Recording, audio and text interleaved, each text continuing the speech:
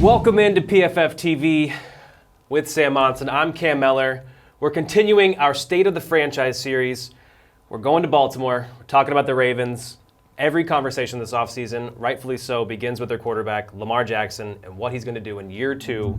Yeah, what do you think? It's really the story of this team. It's what exactly is Lamar Jackson going to become as an NFL quarterback. We obviously saw him year one. He comes in, he gets the starting job ahead of Joe Flacco midway through the season, and they crafted this offense around him. That was exactly what we were saying needed to happen in Baltimore. As a team is going to have to build an offense that fits what Lamar Jackson does. You can't just plug him in to a regular system and expect a standard NFL quarterback, because that isn't what he is. But there was obviously a path to success at the NFL level for Lamar Jackson, and it was just a case of what that looks like.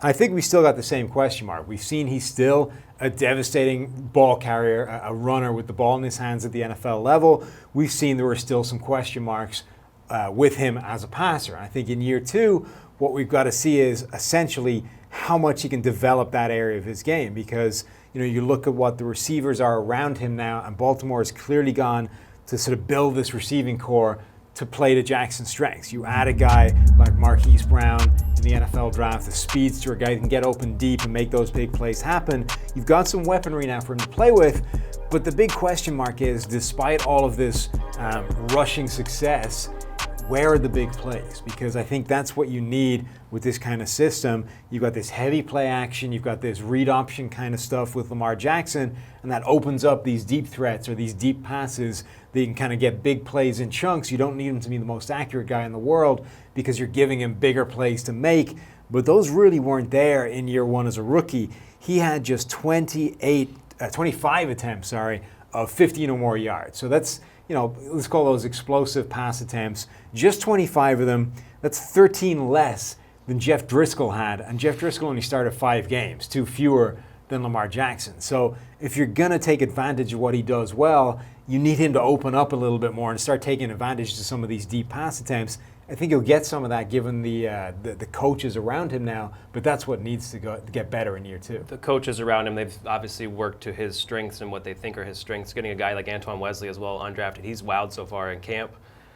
One-handed catches, he's a big contested catch guy, something that Lamar probably needs this to break out maybe as a passer.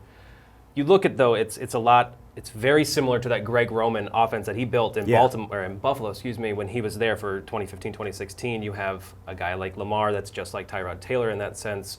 We never really saw him kind of latch on as a passer, so we'll see, obviously, and that's I know we're not the only ones that want to see Lamar gain in that area. Right, and when Tyrod had his best years there, he had a load of those deep passes that were the huge plays in Buffalo. All the rushing success when they led the NFL rushing, it kind of teed up those big plays, but every single week you would see Tyrod unleash one of those beautiful deep passes, and those were the things that made that offense viable. We need to see Lamar Jackson sort of develop that consistently in year two, that deep pass that comes off the back of that rushing game. Yep, and that's where Marquise Brown comes in for sure if he's on the field. So let's change it up now. Let's go to the other side of the ball. Obviously, they have to replace quite a few in terms of maybe even Hall of Famers in Terrell Suggs and Eric Weddle. Their secondary, though, is absolutely stacked with the addition of Earl Thomas, but I think it all comes down to who rushes the passer in Baltimore. Right, and Earl Thomas is going to remind people in Baltimore a lot of Ed Reed because he's got that kind of skill set in terms of a natural ball hawk, a pure center fielder, a guy that plays the single high safety position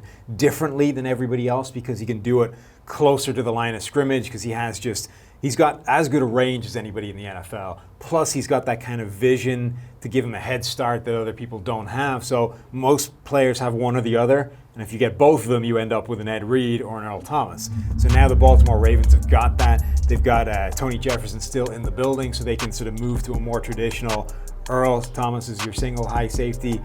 Jefferson in the box as more of a strong safety, move him back there. And then those cornerbacks is a really nice looking group as well. The secondary should be fantastic.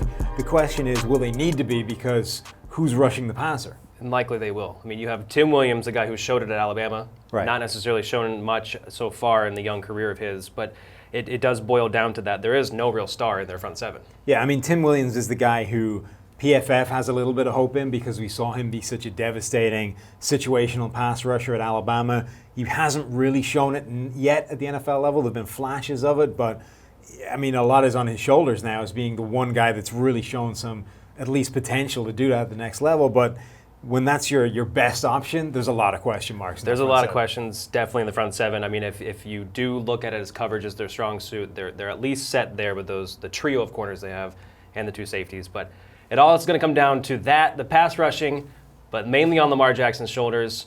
This was our State of the Franchise for the Baltimore Ravens, all 32 teams on our YouTube channel. Subscribe below and check out PFF.com.